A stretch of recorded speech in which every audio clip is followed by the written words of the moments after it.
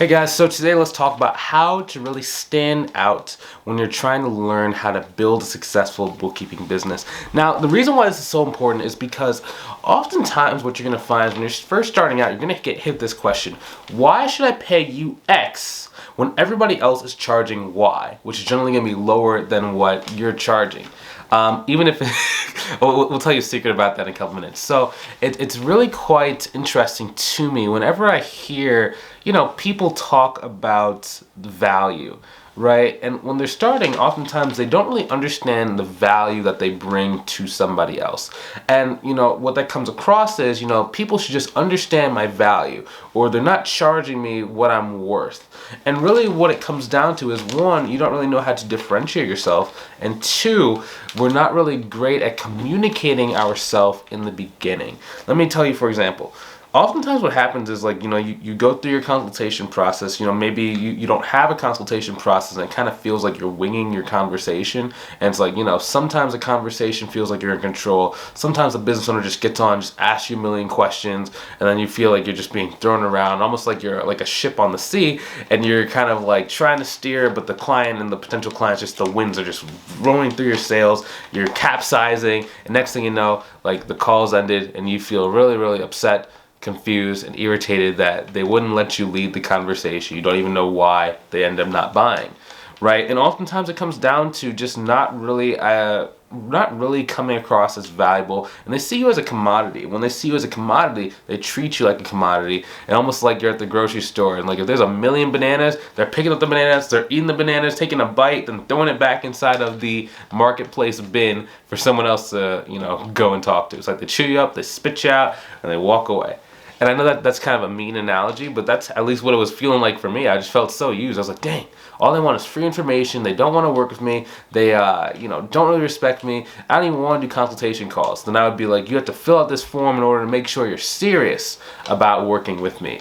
And, I know I'm kind of saying that in a light kind of, joking manner, but that's really how I felt back then. Looking back now, I understand why that was happening. But when I was first getting started, it was just so hard. And as a side note, if you want some help growing your business, you're tired of trying to recreate this thing, you just want to go and be able to partner with someone who's been where you're trying to go and been through what you're going through now and has made it to the other side, I recommend you go ahead and check out some of the links inside the description below to book a call with me to see if I can help you. It's going to be a link that takes you to my calendar. You can choose a time that fits you the best, answer a couple questions to see if I can help you, and I'll see you on the call. But anyway, kind of going back to what we're talking about. So, number one, okay, in order for someone to pay you the amount of money that you are worth, you have to be able to show what you are worth in the other person's eye. Oftentimes what happens on the consultation call is you'll get to the end of the consultation call, and if you have not properly differentiated yourself, they're going to ask you this question: why should I pay you more money than this other person who quoted me $150 per month up the street? And if you do not know how to answer that question, or if that question even comes up at all, then you have basically lost a sale. Okay, if that question comes up, that means that you did a bad job in the beginning, because that question should never come up. They don't ask you that question if they're ready to buy from you, because they've already made up in their mind why you are different. So there's a couple different places that you can actually frame that in the beginning. Number one is before they get on the call. So the way that somebody finds out about you is going to determine how much money they will pay, the likelihood of whether or not they will get started with you, and the ease with which you can actually do your consultation call. So number one, you have to make sure that you know exactly where they came from. You have to have a process for each one of those places. The most common places where somebody can come to your business is, one, through a referral; two, they see you on your website if you have one; three, they come in through social media. Okay, so number one, referrals. A referral can be like a business card that you handed out to your friends and someone handed out. It could be that one of your friends mentioned to somebody that you run a business, or it could be like someone that you know, or even a business owner, like partner, like a financial advisor, is referring people to you. Okay, now these are actually the most challenging for you to be able to charge a higher price point on. It's the easiest for you to sign up a client, but it's the hardest one for you to be able to charge a higher price. The reason why is because you are really at the mercy of the person who has described your service beforehand. Before you ever knew who the person was, oftentimes your pricing had been kind of determined for you. For example, there was a lady who, she was getting a number of referrals from her professor from college, right? But the professor from college was telling all of his friends she only charges $25 per hour. So when the person got on the phone and she said, hey, my price is this much, and then they kind of try to break it down an hour, like, whoa, that's a lot of money. Wait, that doesn't take that many hours. I thought it was $25 an hour. She goes, I never told you it was $25 an hour. But since the person had already told them that, they came on the phone with a preconceived price point. So it's really hard for her to be able to expand past that price point. So the thing that you have to do with a referral, and the thing we did for her, was we had to make sure that, one, she primed her referral partners to not talk about how much she charged. Number two, we had a really structured way where if someone actually calls from the referral, not only can she educate them on what she does, but she can also send them materials and content for them to be able to see her value, be able to see how she can help, be able to see why her service is important, to be able to see why she's different than everybody else. So when she gets on the call is a lot easier. See, again, referrals is more about how you can prepare them before the call. And generally, if it's a referral call, you know, sometimes it's really, really hard, but it's a skill set of learning how to slow the other person down and get them to really follow your process. So if you get like a cold call, right, from someone, hey, so-and-so just referred me to you. Okay, cool. I'm kind of busy right now. I'm on the phone with the client. Can we schedule a time, probably maybe a little later on today or tomorrow, for about 45 minutes to see if I can actually help you out? Oftentimes, if you're not good, they'll be like, well, why can't we do it now? If you do have a really tough and strong frame, they'll be like, okay, cool, that works better for me. I was just calling just to, you know, get on your radar.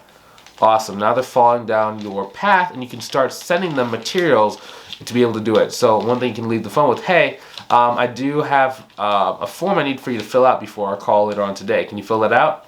Awesome, yes, I'll do that. Another thing you can do is, hey, I need for you to watch 2 to 3 of these videos that's going to show you exactly how I can help you out. Okay, I can do that. You can even do a combination. So one is to fill out a form, then that form redirects them to a couple of videos that shows exactly how you can help them, or some past client testimonials, or even a link to your blog post to be able to read how you can help them, so they can be really educated by the time they get there. Now, that's a really interesting point, because the more that someone is educated about you, the easier everything else is. The only time that there's really a challenge is when the person doesn't know anything about you and they're trying to make a decision based off of price alone, right? Those are the people that generally are not going to be the best clients. They're only trying to make a decision off price. That means either one, they've been given way too many price and they think you're all like the same, or two, you know, they're just not really serious and looking more for like a discount. And if you're trying to build a long-term relationship with someone who's looking for a discount, that's generally not the best one, because as soon as someone who's a lower price comes along, they generally will jump ship and then they go with that other person. This can often be seen on like Upwork, right? So Upwork, when they're going like, you know, it's in a lot of cases, it's really hard for you to charge the amount of money you want. Like I have a couple students who, they're CPAs, when they first got started, they're like, yeah, I was trying to get on Upwork, but, you know, I have a CPA, I have this many years of experience, and they only want to pay me like $30 an hour. I'm like, oof. And it's generally because you're being seen as a commodity because of all the different price quotes that are there. So the first thing we always do is take people off of Upwork so they can go and actually be like the only people talking to these business owners. It's almost like, imagine you're trying to sell a house, or you're trying to buy a house, and you want to go and get a great house in a great area. Which one do you think is going to be cheaper? The one that's been on the market for a couple days, they have an open house and it's full of people trying to buy it?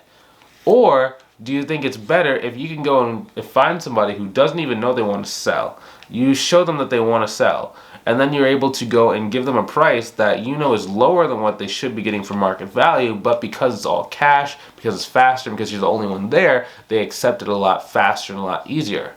Well, generally you're going to get a better deal if you're the only one actually, you know, on the buying block. It's the same way. When you're on Upwork, you're actually just like that open house with millions of people inside of it. they have all the power. The other person has all the power.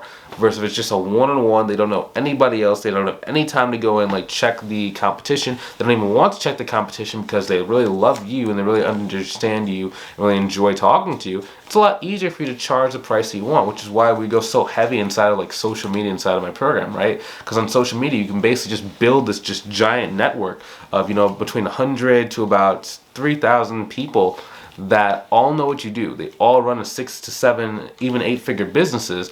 And then over time, your job is just to make friendships with them. And as things change in their life, they start raising their hands and wanting to work with you. And it's really interesting to see how that happens over time and how it happens so effectively and so consistently. But it's just one of those things where once you found a process that works, it's really easy for me to be able to kind of say, hey, person, this is how the process works. This is how it'll work for you, because it does have to be slightly custom to the place you live, where you're trying to get clients from, your price point, your service, your background, just your confidence level. Everything has to be very custom. That's why I always, like, at the end of these videos, I always say, hey, if you want some help growing your business, like you're tired of recreating the wheel, I always recommend, I always invite you to go ahead and book a call with me to see if I can help you, okay? Because, like, it's one of those things where some people say, well, I can figure it out. It's like, yeah, you can figure it out. It's just, do you want to spend 2 to 3 years doing so?